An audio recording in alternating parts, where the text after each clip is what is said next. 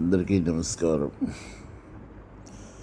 మనం దసరా పూజలలో అమ్మవారిని నవరాత్రులు జరుపుకోవడం జరుగుతుంది. అనేక విధాలుగా, అనేక రకాలుగా, అనేక పూలతో, కూరగాయలతో, పండ్లతో, పలహారాలతో మరియు రకరకాల స్వీట్లతో, వెండి నాణాలతో, బంగారు నాణాలతో, డబ్బులతో అలంకరణలు జరుగుతాయి. ఎవరైతే అమ్మవారిని మనస్ఫూర్తిగా పూజిస్తారో అమ్మవారి యొక్క అష్టోత్తరాలు ఈ 9 రోజులు చదువుకొని పూజ చేసి అమ్మవారిని దసరా దినోత్సవాల్లో పాల్గొని దసరా నవరాత్రులు సక్రమంగా చేసుకొని పూజ పూర్తి చేసుకొని ప్రతిరోజు ఉదయాన్నే 5 గంటలకు లేచి అష్టోత్తరాలు చదువుకొని దీపం పెట్టి పూజ చేసి అమ్మవారి అలంకరణలో పాల్గొన్న వారికి అనేకమైన విజయదశమి దశలు అందుతాయి. విజయదశమి అంటే దశలు తెచ్చే దినం.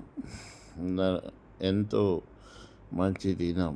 మన కోరికలు నెరవేరుతాయి, మన యొక్క ఇబ్బందులు తొలగుతాయి.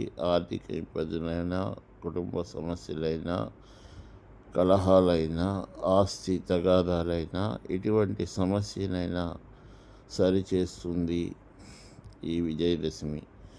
ఈ విజయదశమి పర్వదినాన మీరు 108 అష్టోత్తరాలు చదువుకొని దుర్గామాతను పూజించి అమ్మవారి కనకమహాలక్ష్మి అమ్మవారిని పూజించి మీకు కావలసినంత విరాళం పంపించి మీరు ఎన్నో విధాలుగా అమ్మవారిని కొలుచుకొని అమ్మవారి సేవలు చేసుకొని తరిస్తారని, ముఖ్యంగా ఉద్యోగం కోసం ప్రయత్నం చేసేవారు, అలాగే ఆరోగ్యం కోసం ప్రయత్నం చేసేవారు, అలాగే చాలా